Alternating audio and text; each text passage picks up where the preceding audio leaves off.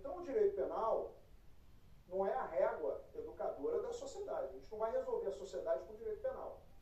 E aí, para finalizar a minha pergunta, eu vou lhe dar um exemplo que o Coronel Cajueiro certamente conhece, porque quem estuda segurança pública é um exemplo famoso, Nova York. Nova York, no final da década de 70, início da década de 80, era muito parecido, por exemplo, com o Rio de Janeiro. Polícias comprometidas, máfias, a máfia italiana, a máfia negra, corrupção. A gente tem um prefeito famoso, e aí a ciência da segurança pública, né, fala muito sobre isso, a famosa teoria das janelas quebradas. Então, ele aumentou as leis, vamos punir os pequenos. A pergunta que o Coronel Cajueiro fez, né, é a percepção de que eu serei punido. Isso intimida o criminoso. Então, o que eles fizeram em Nova York, a ponto de Nova York hoje ser a referência em termos de segurança, embora os Estados Unidos não sejam a maravilholândia da segurança pública. Nem de longe. Nem de longe. Nova York é diferente. Mas Nova York na década de 80, aliás, tem um filme ótimo sobre isso, com Denzel Washington e Russell Crowe, né, o American Gangster. Esse filme é muito bom, assistam. Mas, enfim, o prefeito, teoria das janelas quebradas, mudou a legislação, até porque nos Estados Unidos a legislação é predominantemente regionalizada e não federalizada como a nossa, mas ele promoveu um expurgo muito forte nas polícias, instituiu corregedorias com grande força, um compliance, mas ele também triplicou os salários da polícia de Nova York na época. Eu há anos digo isso, não existe segurança pública boa e barata. O panorama das polícias brasileiras é uma bagunça, a começar pela falta de padronização, inclusive nas polícias civis, já que as polícias militares são bem mais padronizadas, embora em São Paulo o Corpo de Bombeiros esteja dentro da Polícia Militar. Aqui no Rio de Janeiro, não. Só que a gente tem essa questão da disparidade salarial. E aí é que eu encaixo, finalizando a minha pergunta. Primeiro, pretende criar um Ministério da Segurança Pública, que é, evidentemente, o norte das políticas de segurança para os estados.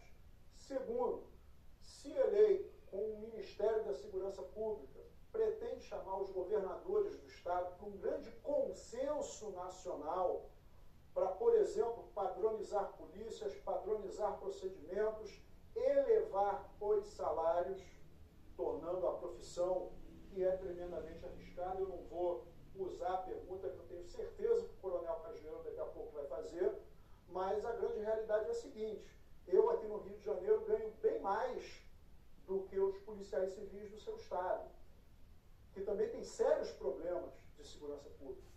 Eu estava conversando com os policiais militares que estão aí, que são de São Paulo.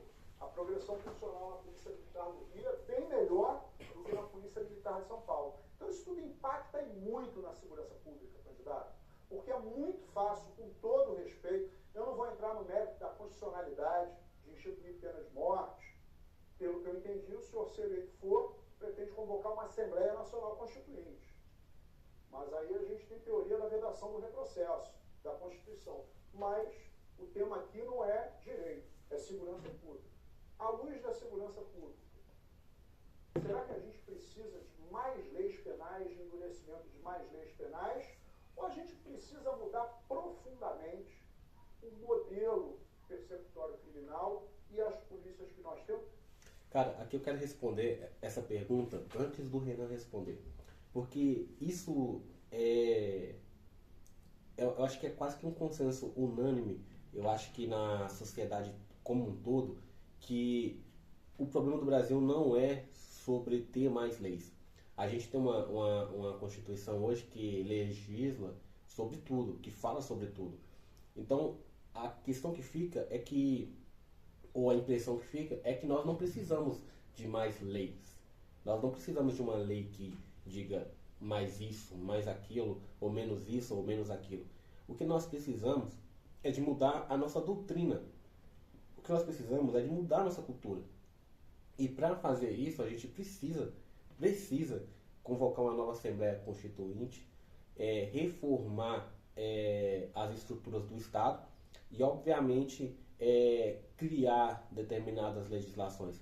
E aqui eu gostaria de falar um ponto que eu acho muito interessante, que o modelo americano ele é um modelo que eu particularmente eu gosto muito, que os estados, onde os estados eles têm essa autonomia para legislar sobre diferentes temas e que não cria essa obrigatoriedade de ou essa separação de legislação entre poderes. Por exemplo, tem legislação que é de cunho e de competência apenas do poder municipal. Um exemplo, salvo engano, o ISS, que é um imposto municipal, ou pelo menos era, se salvo engano, pois teve essa reformulação na reforma tributária. Mas o IPTU, por exemplo, que é um imposto municipal, é de competência municipal, só o município legisla sobre isso. Aí a gente vai para o campo do poder estadual, aí a gente tem o ICMS, que é um imposto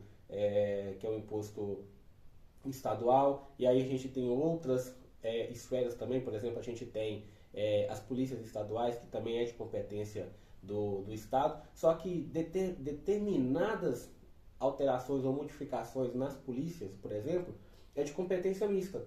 Ou seja, uma parte é o Estado só pode legislar até certo ponto, desse ponto em diante é só a União. Você entende? É por isso que a gente tem, obviamente, que é uma tentativa de padronizar o país como um todo, só que desconsiderando as necessidades individuais de cada povo.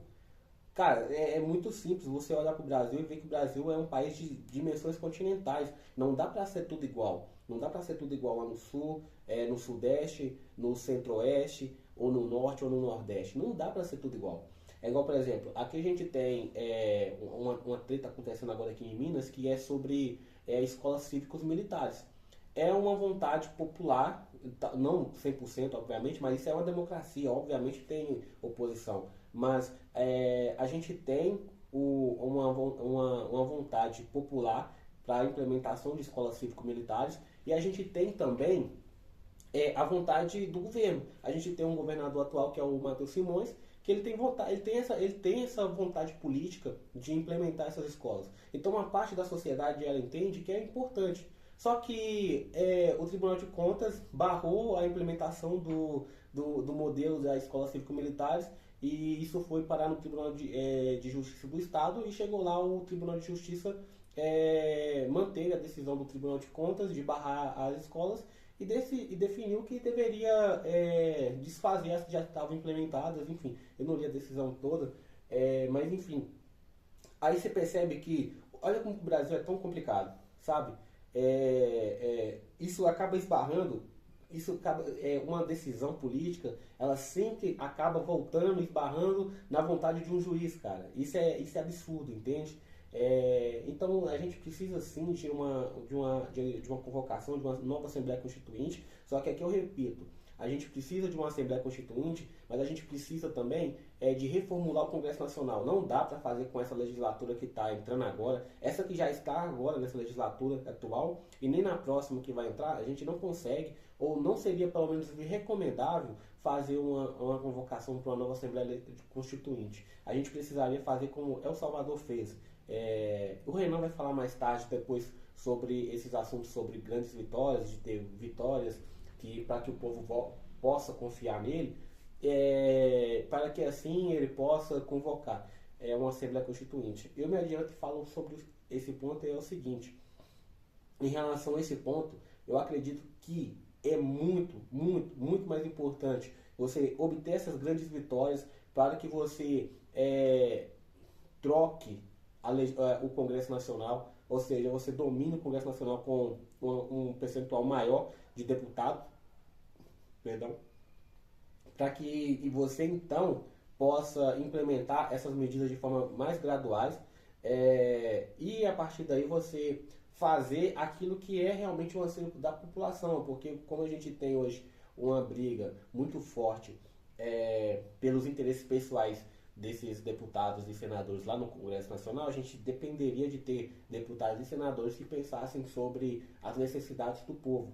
E essa é uma das maiores e grandes dificuldades que a gente tem, né? Mas já respondendo essa pergunta do delegado ali, realmente Esse é o ponto. A gente não precisa de mais leis. A gente precisa de uma nova Assembleia Constituinte para mudar, na verdade, estruturar esse pacto federativo que a gente tem e criar uma nova doutrina jurídica para o país para que a gente possa deixar quem comete crime preso e não ter essa passação de mão na cabeça que é absurda. Essa leniência que a gente trata vagabundo no Brasil é absurda, entende?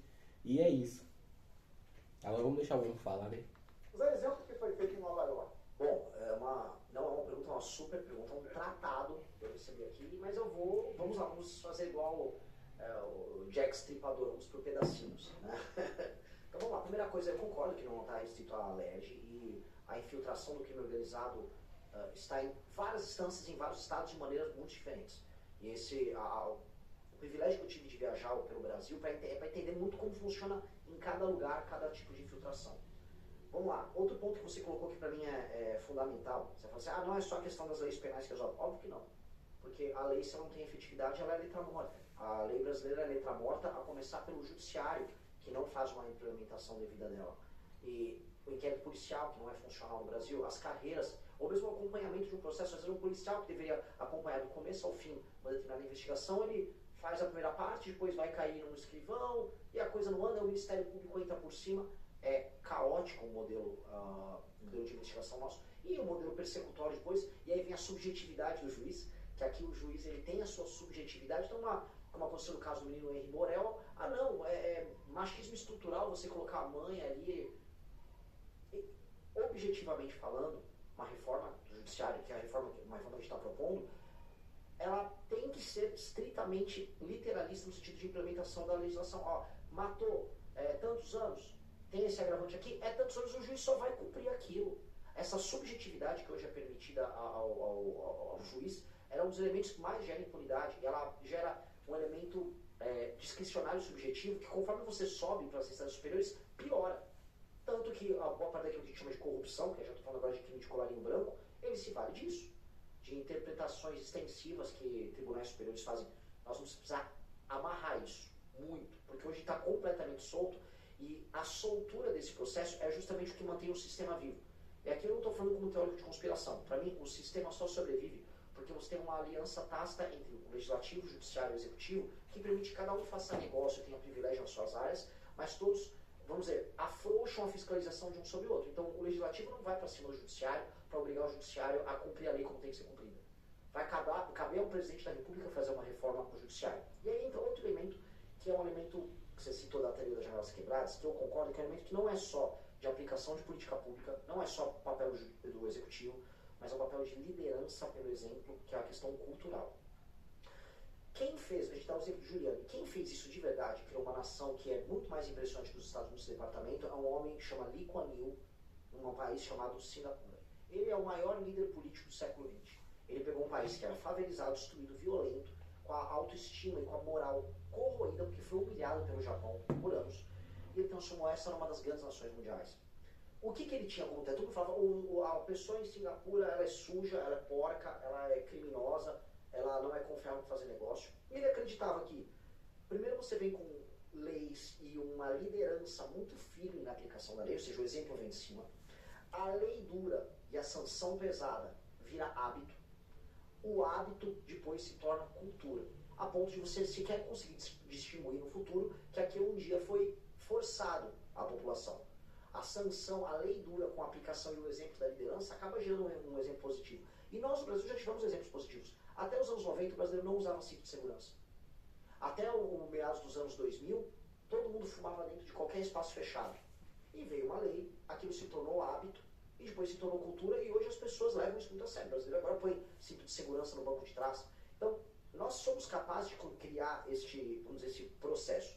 Mas um país que tem o processo dele, vamos dizer, não só de criador de leis, mas de dar exemplo, vindo uma liderança tão ruim como o Brasil, ele não faz essa imposição do topo para baixo. Não vai vir, e isso aqui que eu estou falando não é popular, não precisa ser dito, não vai vir da base da população a mudança. A mudança sempre vem do topo em todos os lugares do mundo.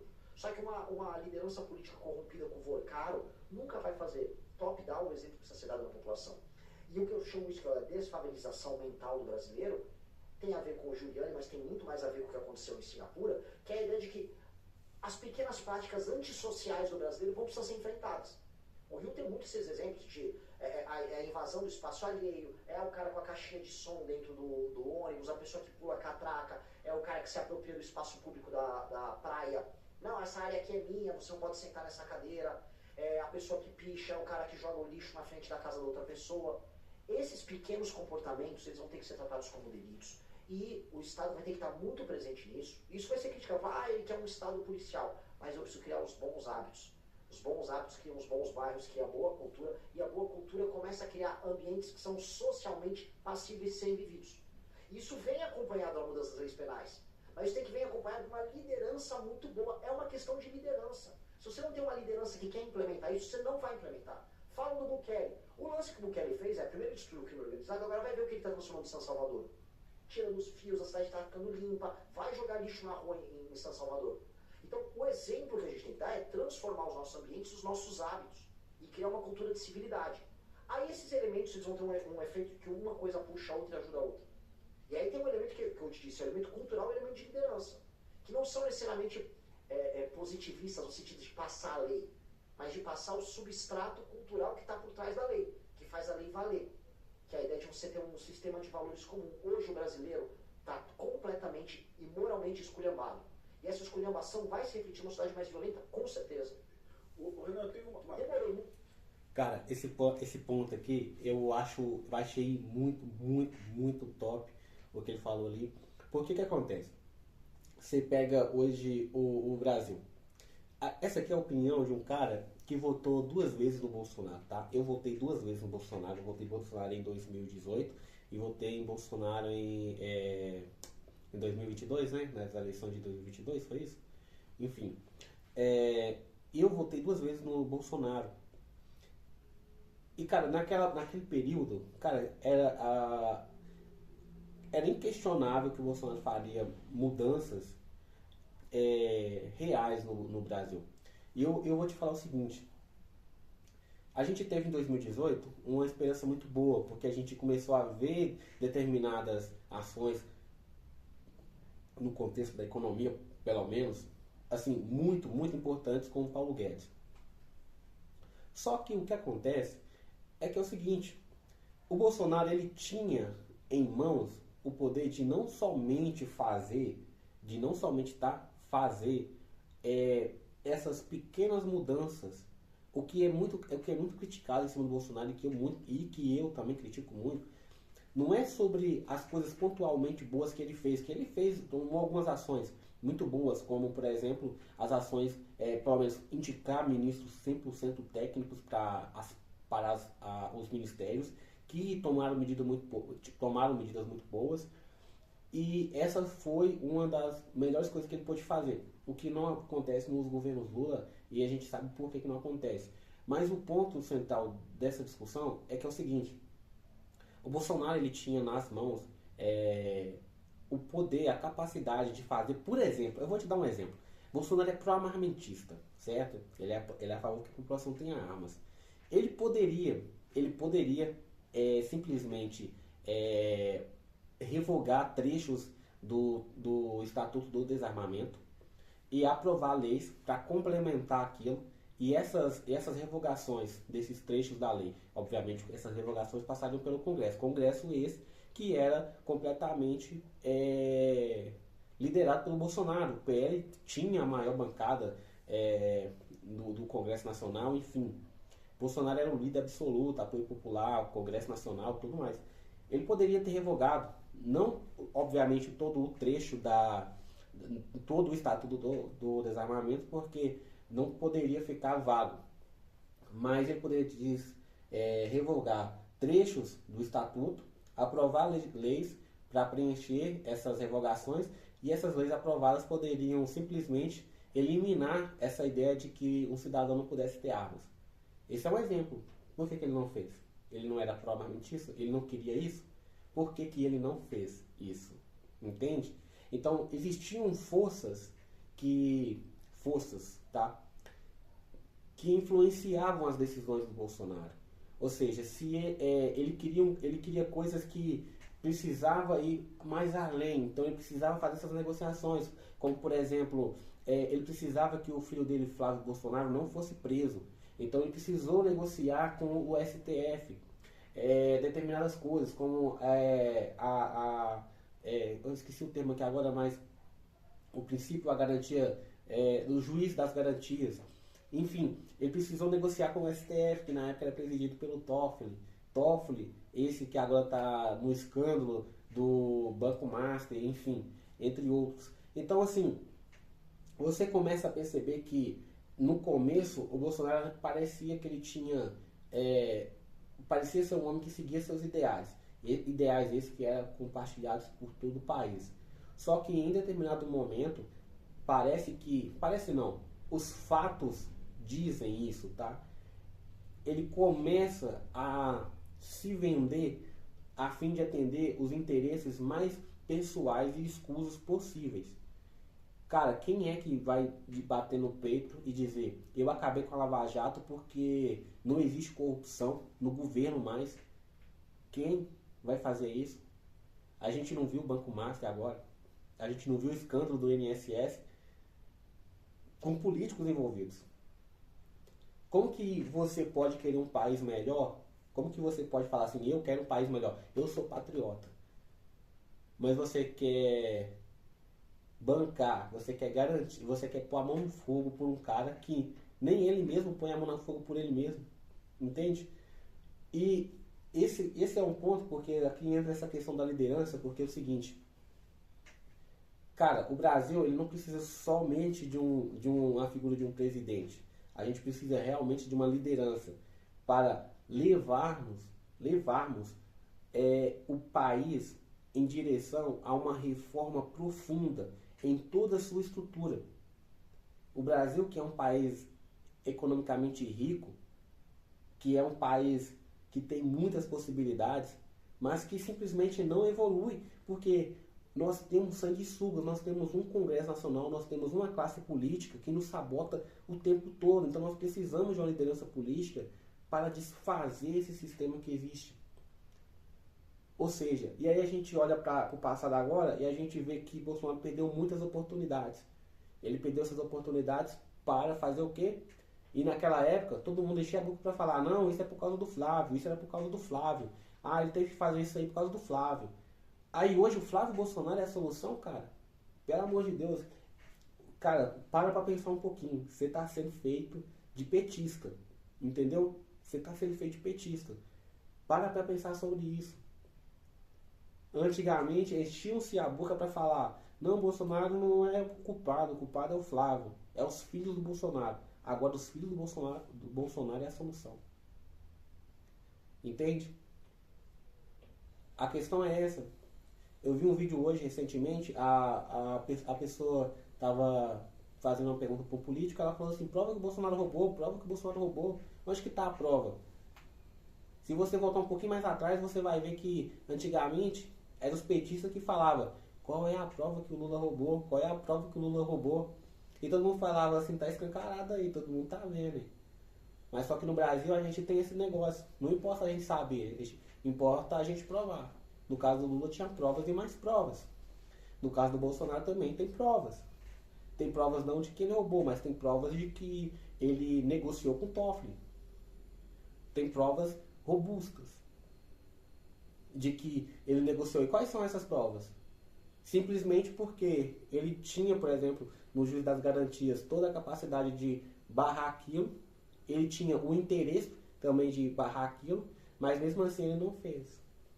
E logo depois a acusação contra o Flávio Bolsonaro sumiu.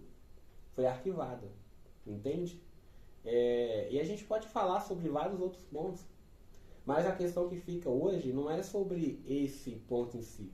A questão é que as pessoas, pelo menos a grande parte das pessoas, elas estão se deixando levar por oportunistas. Pessoas que ainda estão tentando pegar o espólio da era Bolsonaro para poder se levantar politicamente, cara. Isso é um absurdo. Enfim, o Brasil está precisando de lideranças políticas reais, pessoas reais, para fazer coisas importantes. A gente não pode confiar num cara que estava envolvido com o escândalo do Banco Master, enfim, entre outras coisas. Isso é um ponto. Muito só eu não quero ser palestrinha. Eu ouvi no teu Instagram a sua menção a Singapura, e o que eu sei de Singapura, eu sei pelo YouTube, né, de pequenos documentários. Essa transição de Singapura foi feita obedecendo a democracia, cara? Eu preciso saber disso, porque eu não me incomodo no estado policial. Eu fui a Londres há 7 anos e eu vi um aviso no metrô: se você pular a roleta, você vai preso. No mesmo momento, no Rio de Janeiro, 70 mil pessoas pulavam a roleta do BRT por dia. Com certeza Londres está certo, o Rio de Janeiro está errado. Lógico. Então, o estado policial, sinceramente, eu não me incomodo. Faz parte do processo educativo. Eu tenho medo da ausência de democracia. Singapura teve uma ruptura do Estado Democrático de Direito, Foi diferente, porque Singapura ela foi meio que expulsa da Malásia. Ela era uma parte e ela foi tocada para fora por parte de uma outra nação. E aí o Lee Kuan Yew era o líder que fez essa transição. Ele começou num regime que não era democrático e ele fez a transição para um regime Ele era democrático. chegado com limpeza, inclusive. Sim. Com limpeza. Sim, ele tornou, o que ele faz é a transição. Ele começa num regime que não era aberto, porque nunca havia sido aberto, porque nem existia Singapura antes, e aí ele transforma depois num regime que é aberto. Então, Singapura passou por isso. Outras nações asiáticas passaram por isso, a bem da verdade. A própria Coreia do Sul também passou por processo de criação né, que foi uma divisão mais de transição de um regime mais fechado para um regime que hoje é democrático e Era um aberto. país miserável até a década de 70. Exato. Ele é mais pobre do que a gente na década de 80. A questão toda é que você pode implementar isso no regime democrático. Não, as coisas não são detrimentais. Você pode ter muita lei e ordem no regime democrático. O Japão tem muita lei e ordem no regime democrático. E eu acho que nós temos que ter muita lei e ordem dentro do regime estritamente democrático. Eu falo isso porque vem muitas pessoas que vão criticar, mas você está falando desse exemplo aqui do Bukele, ou daquele outro exemplo da China. A China é muito dura também, vai jogar lixo na rua em Xangai. Sim, mas eu estou dando um exemplo porque a punição é alta, só que você pode fazer punição alta em regimes democráticos. Isso não é detrimental de maneira alguma. Então, é sempre importante colocar essa ressalva. E tem uma outra ressalva também, quando você fez a colocação no início dessa transição do regime militar para a democracia no Brasil, eu gosto de lembrar para todo mundo que o operador da lei hoje, o policial militar, o policial civil, o nosso grande problema é a lei de execuções penais, que é uma lei de 83, de dezembro, do governo Figueiredo, ministro Ibrahim Abiaque. Tá? Então, essa lei que possibilita o bandido mudar de regime com o sexto da pena, que é exclusividade do Brasil, não tem nenhum lugar no mundo, ela veio do regime militar. Sim. É impressionante, pouca gente acredita nisso, as pessoas me criticam quando eu falo. Mas é verdade. Veio a Figueiredo, né? O ministro Ibrahim Abiaque, final do governo Figueiredo. O mundo todo é 2/3 da pena, 1/3 da pena, metade da pena. No Brasil é 1/6. Graças a Deus o DERIT conseguiu mexer nisso aí, até com apoio interessante da Tabata e da Maria do Rosário, né? A Tabata e a Maria do Rosário votaram contra o fim das sardinhas, né? Que era uma vergonha para o Brasil e um problemão para a segurança pública. Cachoeira, mais pergunta, irmão? Tem sim. Aqui no Rio, não sei se o senhor conhece esses detalhes, qualquer número de esclarecimento que o senhor quer à vontade, nós vivemos uma realidade de guerra em que nós não conseguimos comparar com polícias e fomos comparar com forças armadas em guerras declaradas. Comparamos com a Primeira Guerra Mundial, Segunda Guerra Mundial, Guerra da Coreia, Guerra do Vietnã, retomada do Kuwait e mais recentemente a guerra no Afeganistão. Chegamos a análises em termos percentuais de que foi mais arriscado servir aqui no Rio de Janeiro nos últimos 32 anos do que em qualquer força armada americana ou a FEB em qualquer dessas guerras. Em termos de percentuais, vou dar alguns, essa documentação que eu entreguei ao senhor mostra isso aí. Além disso, por exemplo, taxa de mortes da PM do Rio de Janeiro, no efetivo de 111.500 homens, 3.987 foram mortos por causas não naturais, o que significa 3,58%. Pegando o maior percentual de mortes dessas guerras das Forças Armadas Americanas, Segunda Guerra Mundial com 2,52%. O nosso percentual é 1,4 vezes maior do que o deles. A pior comparação é a nossa taxa de feridos, 18%, com 0,02% da retomada do Kuwait. Ou seja, são mais de 800 vezes o número do Kuwait. Essa realidade de guerra é muito pouco conhecida. Eu queria saber do senhor o que o senhor vai fazer para reduzir esses números e ainda lembrando de acrescentar outros, né? Esses ferimentos que eu estou falando, essas mortes, são visíveis. Ou seja, eu fotografo, eu faço um raio-x, uma tomografia, um ultrassom. Os ferimentos invisíveis que a gente chama são os psicológicos e psiquiátricos, que estão conduzindo, não no Rio de Janeiro, porque aqui a gente tem essas taxas de intensa morte e feridos, mas estão conduzindo o Brasil a uma questão de mais policiais se matando do que morrendo. Exceção é essa guerra que a gente tem aqui no Rio. Eu queria saber do senhor o que o senhor pensa em fazer a respeito disso. Já que o presidente, além de ser presidente, a gente necessita de ter uma figura inspiradora, que a gente possa olhar para cima, ouvir orgulho desse presidente, quero fazer igual a ele, coisa que a gente não tem aí há muito tempo. Eu vou juntar a tua pergunta com um elemento que não responde da pergunta anterior, que é o dos salários dos policiais, que são completamente caóticos ao redor do Brasil. Certo? Você desculpa, Não, mas eu gostei, mas só faço mais uma ressalva aqui. O Brasil é um país onde um juiz ganha de 11 a 13 vezes mais que um policial. Não existe nenhum país no mundo nem parecido com isso. É o maior obstáculo entre um judiciário e um agente de polícia ostensiva ou agente de polícia judiciária. Isso tem que ser corrigido, viu? Mas com certeza. Sem contar os penduricalhos, né, Pimentel? O penduricalho, eu acho que explodiu acabou com essa porra agora, né? Vamos ver. Mas eu acho que assim, por incrível que pareça, também estou fazendo agora o parênteses do parênteses, o Flávio Dino, o saldo dele por enquanto é positivo no STF. Ele está indo para cima das emendas e ele está indo para cima desses penduricários. Tanto que eu, como presidente da República, vou usar o Dino nesse sentido institucional de maneira muito, muito frequente. Quero destruir os modelos de emenda como tem e os penduricários precisam ser resolvidos. Que o que acontece no Brasil é que a Polícia Militar, vamos começar, a Polícia Militar ela tem um status institucional diferente por ser militarizada, então não consegue pleitear os benefícios como a Polícia Civil consegue. Não estou falando aqui que a Polícia Civil está fazendo algo errado, só que tem um caos regional. Estados que não são capazes de se sustentar do ponto de vista financeiro, eles vivem de recursos que vêm de outros estados e eles pagam por vezes salários maiores. Para não falar só de policial, um professor no Maranhão ganha mais do que um professor de São Paulo. Agora, como vai o Maranhão no ranking de DEB quando eu comparo com São Paulo? Um policial no Maranhão, tenho quase certeza, me corrijam, mas quase certeza que ele ganha mais do que um policial em São Paulo. Bem provável. Um policial civil no Pará ganha mais do que um policial civil em regiões mais desenvolvidas. O policial civil do Amapá, o mais bem pago do Brasil hoje. Eu acho isso, desculpa, um absurdo.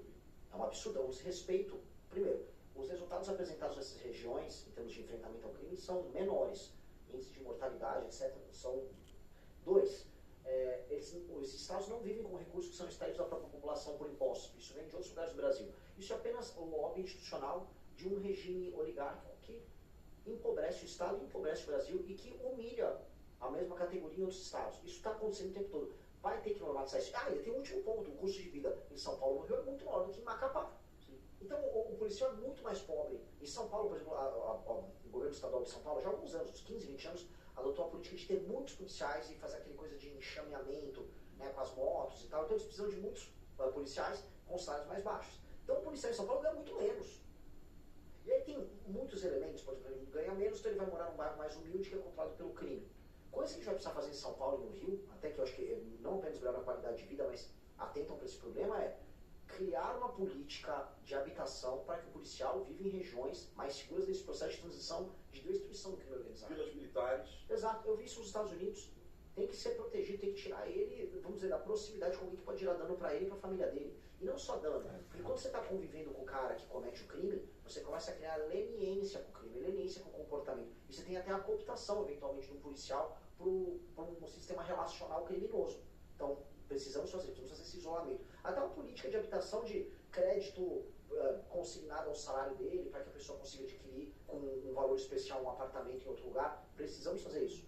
Agora, na tua pergunta que envolve a mortalidade, eu tenho que ter a humildade de dizer aqui que eu não sou eu seria o comandante em chefe do Brasil para fazer o enfrentamento ao crime. Agora eu vou entrar no detalhe e falar qual política eu, como presidente da República, vou adotar, política técnica no enfrentamento no campo de batalha. Isso vai ser para um time nosso que vai administrar não só a parte de segurança, no Ministério nosso que tem que agregar tudo, mas na nossa relação com os governadores, num estado maior que a gente precisa fazer para destruir o crime organizado no Brasil, porque a vida policial vai importar muito. O que eu sei é, policial morreu, a família dele não pode esperar meses para receber a valor da pensão que a mulher tem, a esposa tem que ter. Isso tem que sair no máximo em 2 semanas. Tem que ser muito rápido. Policial termina processado por conta de uma operação. Se eu não conseguir alterar a lei rápido, eu vou colocar a Advocacia Geral da União para servir os policiais militares no Brasil. A própria Advocacia Geral da União, para fazer a defesa do policial. Porque hoje tem policial que tem que pagar, tem que fazer vaquinha para pagar o advogado dele para isso. Isso eu tenho condição de fazer, isso eu tenho, vamos dizer, institucionalidade para poder atuar, para colocar isso à disposição. Porque eu vou propor a guerra. E eu quero dessa vez, para acabar com essa mortalidade geral, reconhecer que nós estamos no estado de guerra, como o senhor colocou, e de maneira muito correta, é um estado de guerra, só que um lado reconhece que é guerra. O crime sabe que é guerra. Ele cria músicas falando que é guerra, ele se arma com uma guerra, agora está comprando drone inspirado numa guerra, e o outro lado finge normalidade. Para mim não é fingir normalidade, é fingir demência quando a gente não aceita que é guerra. E o que eu vou propor para as polícias é, eu vou te dar o direito a ter a guerra final contra eles. Vamos retomar os territórios, vamos mudar a legislação e vamos vencer eles. E depois de vencer eles, adotar as políticas, que é a parte mais difícil, de tornar os lugares, os territórios e as ruas brasileiras habitáveis e que não sejam novamente cooptados pelo crime. E aí é isso o desafio, esse é o desafio de um trilhão de reais, que é tornar o Brasil habitável. Se a gente conseguir isso, que é o pós, aí esses policiais não apenas não vão morrer mais, mas a gente vai viver um país decente. Esse é o grande desafio. Pimentel. Então, só para esclarecer, o candidato a ser eleito pretende criar o Ministério da Segurança Pública. E um Estado maior. E o mais importante, um Estado maior. É colocar a AGU para defender o policial. Isso é uma proposta bem inédita e ousada, viu? Na hora, eu tenho que botar a AGU na hora por decreto, a AGU vai ter que ajudar os policiais nisso, porque não é possível que no montante de operações que nós vamos precisar fazer, hoje já é assim, eles têm que fazer vaquinha, às vezes pega uma associação e faz vaquinha. Às vezes vende o carro. É assustador, as pessoas não sabem disso, que o policial que te defende, olha só que loucura, ele vai, prende um bandido, aí às vezes o bandido já é solto na hora, ou ele toma um chá de cadeira na delegacia. Outra coisa que tem que ter, período máximo para ser lavado o BO, o policial deixou o bandido lá, ele não pode ficar 8 horas numa delegacia parado. Às vezes o bandido vai solto antes que o policial tem que cumprir aqui trâmite burocrático. Isso é uma coisa que também cansa ele. Cara, isso aqui é um problema, tá? Porque o que acontece? A proposta do Renan não é que ela não seja boa. A ideia não é nem proposta, na verdade é uma ideia, o que ele está falando ali. É uma ideia do que resolver, ou seja, o policial não pode ficar tantas horas para lavrar um auto de infração e tudo mais. Enfim, qual que é o problema aqui, velho? Eu vou te dar um exemplo, eu vou falar do meu estado, Minas Gerais. Muito recentemente, eu vi policiais civis fazendo um vídeo aqui em Minas, aqui em Belo Horizonte, onde eles mostravam um prédio, cara, caindo em pedaços. E era um prédio que estava sendo usado como delegacia ainda. Se a gente tem muitos problemas relacionados à infraestrutura e tudo mais, em termos, em questões de condições de trabalho para a polícia, em Minas isso é gravíssimo. Isso porque a gente tem a polícia com uma das maiores defasagens salariais na polícia militar, que é no estado de Minas. Não estou dizendo que é a maior, mas é uma das maiores. Eu não vi esse ranking, eu vou dar uma analisada nesse ranking depois para ver se talvez não já chegou a ser a maior hoje. E aqui vai um ponto muito, muito gritante, tá, cara? Que isso aqui, na verdade, é quase que um SOS, assim, para questões policiais. Porque o que acontece? Cara, a Polícia Civil de Minas Gerais, ela é simplesmente esnobada. Ela é jogada de canto. A Polícia de Minas Gerais, a Polícia Civil de Minas Gerais, ela está praticamente sendo extinta aos poucos, entende? Como que ela está sendo extinta? Ela basicamente está sendo extinta com a falta de infraestrutura, de condições para trabalhar. Você chega em umas delegacias aqui em Minas e, cara, simplesmente você olha para a estrutura de trabalho, para as condições de trabalho do policial, e você olha assim e fala, poxa vida, cara, isso aqui não tem condição nem de ser um presídio, quem dirá uma delegacia. Uma delegacia para pessoas que estão trabalhando, tá? E um trabalho que deveria ser reconhecido e honrado pelo Estado e pela sociedade, porque é a defesa, é o cara que está na linha de frente combatendo o crime o tempo todo, o dia inteiro. E a saúde mental, ela tem atacado muito os policiais civis no Estado. E talvez muito pela essa falta de capacidade que tem estado presente na instituição Polícia Civil no estado de Minas Gerais. Então, assim, cara, quando eu vejo, isso aí é um legado negativo do governo Zema, tá? Eu votei no Zema nos 2 mandatos, eu digo que ele fez boas reformas, eu digo que ele fez um bom trabalho em termos de gestão na questão da economia do estado e organizações. Só que quando o assunto é segurança pública, esse consenso é unânime, tá? Aqui em Minas Gerais é 90%, a menos que a pessoa seja realmente puxa-saco de político, assim. Em Minas Gerais o consenso é quase que unânime. A segurança pública no governo Zema foi deixada de lado, foi abandonada. A gente não viu a recomposição salarial da Polícia Militar, que é uma instituição que trabalha muito, e o que eu acho mais dolorido, eu acho que é porque é uma profissão em que o cara realmente sai de casa e ele não tem essa garantia de que ele vai voltar. É diferente, sabe, quando eu saio para trabalhar e eu já tenho essa expectativa de voltar para casa, ver meu filho, ver minha esposa. Recentemente, bem aqui em BH, numa região aqui, na verdade eu moro na região metropolitana, né? Mas é tudo muito perto, então a gente acaba vendo tudo muito perto. E foi na região, já foi em BH essa situação, um cara estava tentando suicídio no viaduto e o policial estava passando com a viatura. Era um policial que não tinha tantos anos de casa, mas ele foi lá ajudar, porque é uma missão que os caras colocam no coração, no peito e levam aquilo pra vida. E ele foi ajudar o cara, velho. O cara pulou e no pular o cara acabou arrastando ele junto e o policial caiu lá de cima. E esse cara morreu, velho. Esse policial morreu. E você para pra pensar que esse cara, mais cedo, ele saiu de casa, ele deu um beijo na esposa, deu um beijo no filho, na sua mãe, na sua família. Tinham pessoas esperando ele mais tarde em casa. E aí você recebe um telefonema dizendo, fulano morreu, não vai voltar mais, sabe? Todo mundo está suscetível a morrer, mas quando a sua profissão diz que morrer é uma coisa natural, cara, você precisa valorizar, entende? E no Brasil, que é um país extremamente violento, que é o que o coronel da polícia acabou de falar ali no ponto, cara, o Brasil é extremamente violento, a gente tem índices comparáveis à guerra. No Rio de Janeiro ele estava dando esse exemplo, mas se você pegar o índice geral do Brasil, a gente até 2014, nós tínhamos, acho que entre 60 e 70 mil mortes anuais, mortes violentas.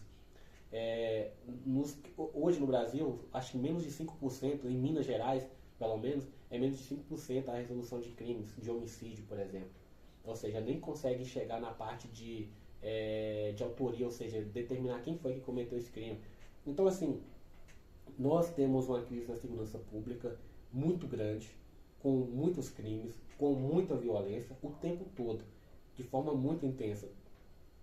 E aí a gente tem essa classe de servidores públicos, policial militar, policial civil, que está na linha de frente o tempo todo, combatendo esse crime de forma assídua.